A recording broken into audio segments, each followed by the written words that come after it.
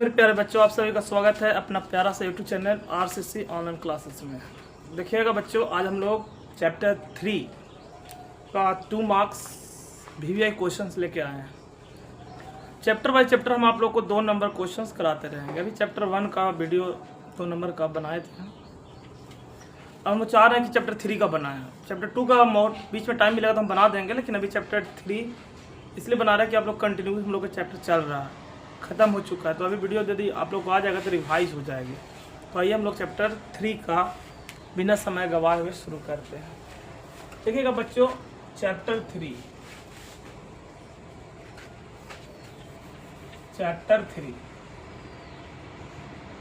जिसका नाम है विद्युत धारा, इलेक्ट्रिक करंट चैप्टर है। देखिए, इससे 2 नंबर के क्वेश्चंस हमेशा एग्जाम में मिनिमम 2 क्वेश्चन पूछते रहते हैं। सोचिए कि टोटल हम लोग का 10 क्वेश्चंस बनाना है, जिसमें से 2 क्वेश्चंस इसमें से आ जाएंगे, तो हमारे एग्जाम में कितने रिलीफ होंगे। तो ये चैप्टर्स का 2 नंबर यदि आपको क्लियर है तो समझिए एग्जाम में आपका 2 क्वेश्चंस तो पक्का आपको बन जाने वाला है। तो आइए हम लोग आज चैप्टर 3 का 5 क्वेश्चंस आज हम लोग इस चैप्टर से करने वाले हैं। देखिएगा बच्चों, इसमें सबसे पहला क्वेश्चंस आपका क्वेश्चंस रहेगा 2 मार्क्स VVI 2 मार्क्स क्वेश्चन, तो इम्पोर्टेंट है, ध्यान रखना है। ठीक है, सबसे पहला क्वेश्चन हम लोग के पास पहला क्वेश्चन आएंगे जिसका नाम है संवहन वेग क्या है। संवहन वेग क्या है?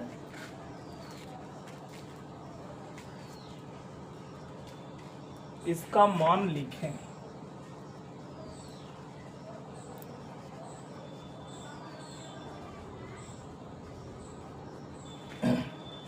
चलिए केयर कीजिएगा, बहुत ही बेहतरीन क्वेश्चन से एग्जाम में पूछा गया है। संवहन वेग, ठीक है, संवहन वेग क्या है? इसका बेसिक बात यह है, संवहन वेग का मतलब विद्युत धारा किसी चालक में जिस वेग से गमन करते हैं उस वेग को हम लोग संवहन वेग कहते हैं, बोलचाल के भाषा में। लेकिन यदि आपको एग्जाम में अच्छे नंबर्स लेने हैं तो थोड़ा लैंग्वेज बना के लिखना पड़ेगा। तो इसके लिए हम लोग थोड़ा डिटेल इसका डिफिनेशन लिखते हैं। उत्तर, क्योंकि हम लोग को शब्द में आंसर देना है। उत्तर,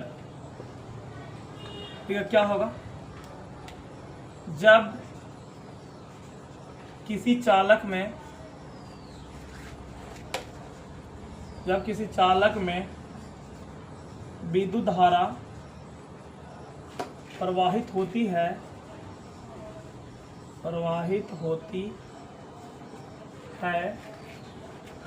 तो इलेक्ट्रॉन धन कण से टकराते हैं, तो उनके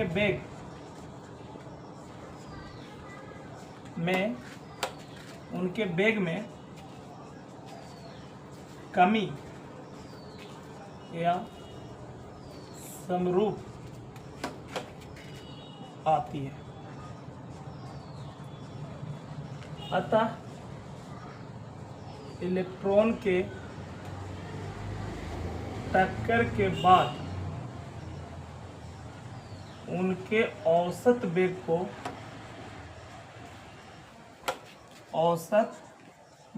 को संवहन वेग कहते हैं।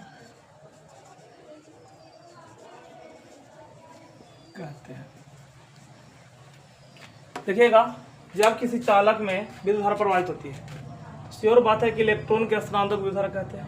तो इलेक्ट्रॉन से धन कण से टकराएंगे। धन कण मतलब, ध्यान देना है, धन कण के मतलब होता है फोटोन। फोटोन से टकराते हैं तो उनके वेग में श्योर है कि कमी हो जाएगी या समरूप हो जाएंगे। तो टक्कर के बाद जो इलेक्ट्रॉन का औसत वेग आएंगे उसी औसत वेग को हम संवहन वेग बोलेंगे। संवहन वेग का मान क्या होता है? यदि आप संवहन वेग का मान पूछेंगे, संवहन वेग का मान होता है VD बराबर ई बटा m इंटू टाउ,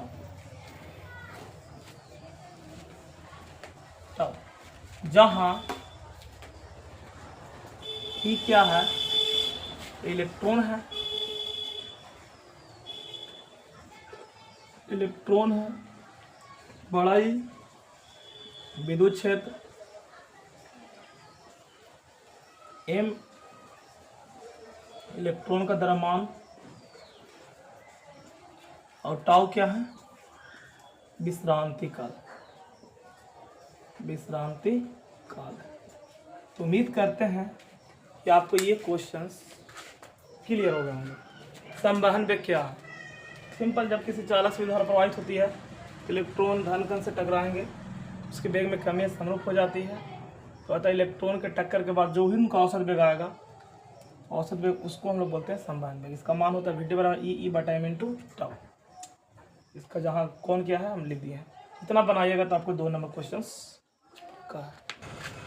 हाँ बच्चों, तो आइए नेक्स्ट क्वेश्चन, विद्युत धारा का दूसरा प्रश्न होंगे। ये भी बहुत VBI है, एग्जाम में आया हुआ क्वेश्चन है।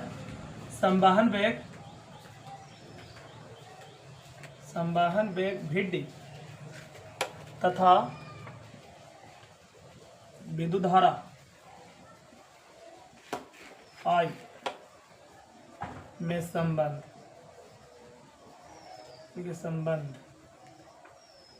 लिखिए। ये बहुत इंपॉर्टेंट क्वेश्चन है। संवहन वेग v में और विद्युत धारा I में संबंध ज्ञात करना।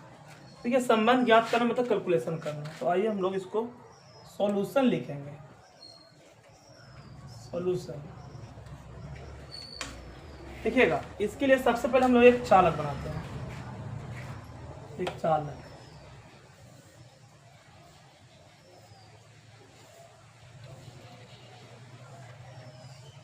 जिसका अनुप्रस्थ काट का क्षेत्रफल a है और लंबाई l है, पूरा लंबाई l है। इसमें धारा I t समय तक प्रवाहित होती है। इस चालक के एकांक आयतन में, एकांक आयतन है, एकांक आयतन कहने का मतलब है कि 1 मीटर क्यूब आयतन में इलेक्ट्रॉनों की संख्या n है। क्या कीजिएगा, इलेक्ट्रॉन है, इनकी संख्या n है। तो हमें ज्ञात करना है संवहन वेग v और विद्युत धारा I में संबंध क्या होता है। तो चलिए ध्यान दीजिएगा, हम जानते हैं,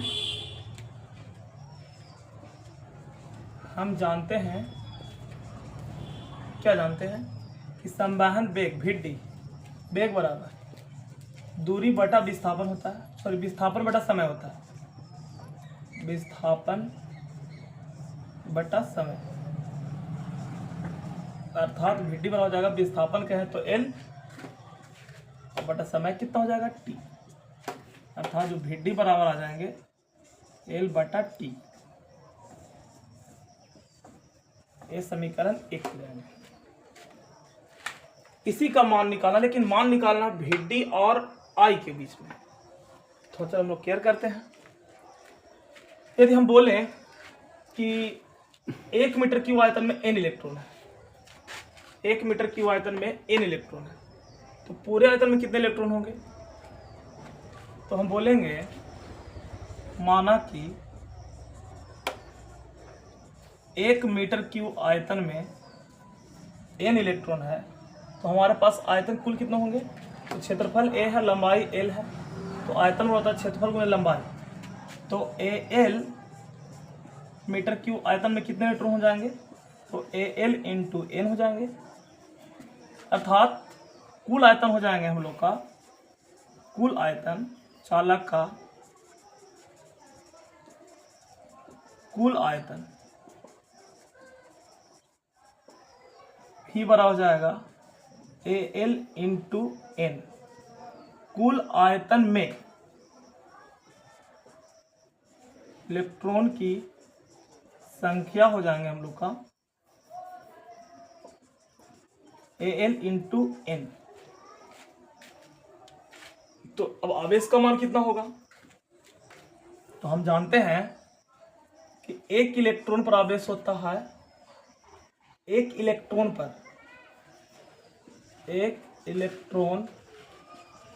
पर आवेश होता है E। तो AlN इलेक्ट्रॉन पर कितना हो जाएगा, तो AlN इंटू E। तो ये तो निकल गया कुल आवेश Q का मान, AlN इंटू E। तो धारा I का मान क्या हो जाएगा, तो धारा I बराबर हो जाएगा Q बटा T।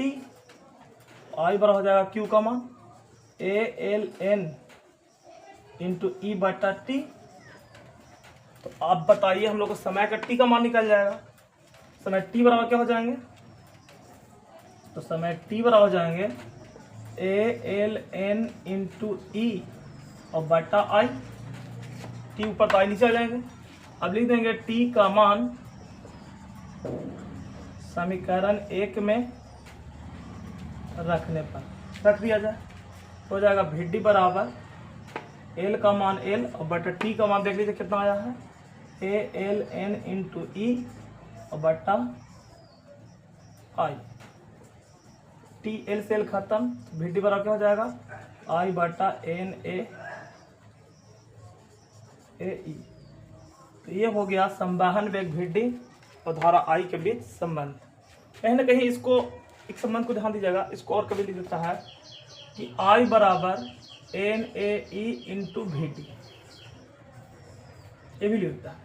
कहीं कहीं दिखता है VD बराबर I बटा NAE। कोई बात नहीं है, दोनों एक ही बात है, पीछा तो इसे गुना कर दीजिएगा तो ये आ जाएगा। तो एक कहीं कहीं दो नंबर पूछ देता है। आइए एक बार देख लीजिए, संवहन वेग VD और विद्युत धारा I में संबंध लिखे। तो सबसे पहले हम लोग चालक बनाएंगे जिसमें धारा I 12 हो, लंबाई L हो, समय T हो, क्षेत्रफल A हो, कांक आयतन में इलेक्ट्रॉन की संख्या N हो। तो वेग बराबर होता है विस्थापन बटा समय। विस्थापन कितना है L, समय कितना है T। अब बताइएगा VD बराबर हो जाता है वेग बराबर L बटा T। इससे समीकरण 1 करते हैं। अब हमको T का मान निकालना है धारा के सापेक्ष। तो हम जानते हैं कि 1 मीटर की आयतन में N इलेक्ट्रॉन है, तो कुल आयतन हो जाएगा क्षेत्रफल में लंबाई AL मीटर की आयतन कितना हो जाएगा, AL इंटू N। तो कुल चालक के आयतन में इलेक्ट्रॉन की संख्या AL इंटू N हो गया। अब एक इलेक्ट्रॉन में आवेश E होता है तो पूरे इलेक्ट्रॉन में कितना हो जाएगा, तो AlN इंटू E। तो जो कुल आवेश Q का मान निकल गया, समय T है तो I बराबर Q बटा T होता है। जैसे I का मान निकल गया, अब I क्या तो हमको T का भी मान निकल जाएगा। जब T का मान निकल जाता है हमको संबंध में VD का मान निकल जाएगा, तो बता आपका ये संबंध आ जाएंगे। तो उम्मीद करते हैं इतना बनाइएगा तो आपका 2 नंबर क्वेश्चंस बनेंगे। हाँ जी, तो आइए क्वेश्चन नंबर 3। ठीक है, तीसरा है गतिशीलता। गतिशीलता क्या है, इसका मान तथा मात्रक लिखें। इसका मान तथा मात्रक लिखें। देखिए, मान मात्रक के लिए हम स्पेशल एक वीडियो बना चुके हैं। अब बच्चों चाहे तो उस वीडियो को देख लीजिएगा तो मान मात्रक क्लियर हो जाएगा। एक्चुअली फार्मूला ध्यान देना है, परिभाषा इसका, और सभी को एक साथ लिखते हैं तो 2 नंबर का प्रश्न आ जाता है। चलिए, इसमें हम लोग को उत्तर करना है क्योंकि बनाना नहीं है, हल आंसर देना है। गतिशीलता क्या है, देखिएगा। गतिशीलता, जब भी हैंड डालें गतिशीलता ब्लैक से, गतिशीलता, ठीक है। इसका परिभाषा, किसी चालक में उत्पन्न संवहन वेग VD तथा विद्युत क्षेत्र E के अनुपातिक मान को गतिशीलता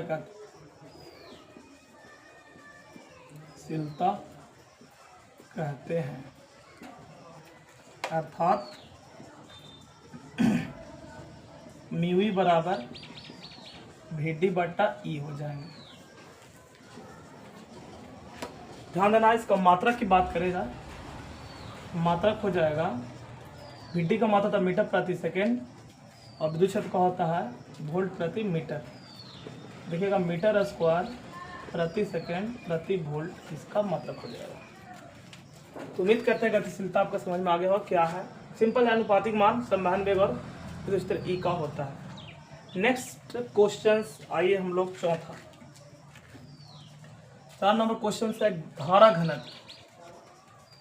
धारा घनत्व क्या है, इसका मान तथा मात्रक लिखिए। चलिए इसका हम लोग उत्तर लिखते हैं। धारा घनत्व, देखिएगा धारा घनत्व, घनत्व मतलब होता है द्रव्यमान बटा आयतन। तो कितना धारा कम से कम घनत्व में प्रवाहित होती है, ये मात्रा को बताता है धारा घनत्व। अर्थात हम बोलेंगे विभाषा किसी चालक में पर किसी चालक के एकांक क्षेत्रफल से गुजरने वाले धारा को चालक का धारा घनत्व कहते हैं। अर्थात धारा घनत्व बराबर घनत्व J बराबर हो जाएगा धारा I और बट्टा क्षेत्रफल A। अप्लाइड एट J बराबर I बट्टा A। यदि इसका मात्रक की बात किया जाए, इसका मात्रक हो जाएगा धारा का मात्रक एम्पियर और बटा मीटर स्क्वायर क्षेत्रफल का। उम्मीद करते हैं आपको धारा घनत्व भी क्लियर हो गया होगा। हाँ जी, आइए लास्ट 5वां क्वेश्चन आज की क्लास का। 5वां क्वेश्चन है किसी धारावाही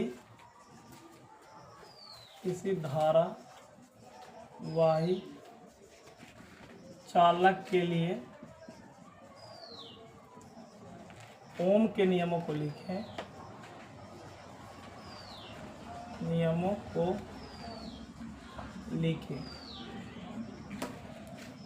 देखिएगा उत्तर बहुत बेसिक है। ओम के नियम जी आप लोग 10th में पढ़े होंगे। ओम के नियम कहता है कि मान लीजिए आपके पास एक चालक है, इसमें धारा I प्रवाहित हो रही है, इसके छोर पे विभवांतर भी है, तो आप ओम के नियम लागू कर सकते हैं। ओम के नियम कहता है किसी नियत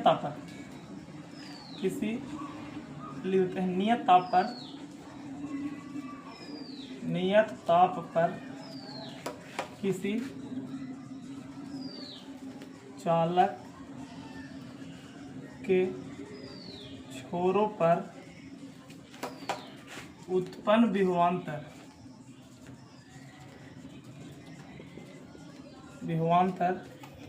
भी उसमें उत्पन्न धारा I के समानुपाती होता है।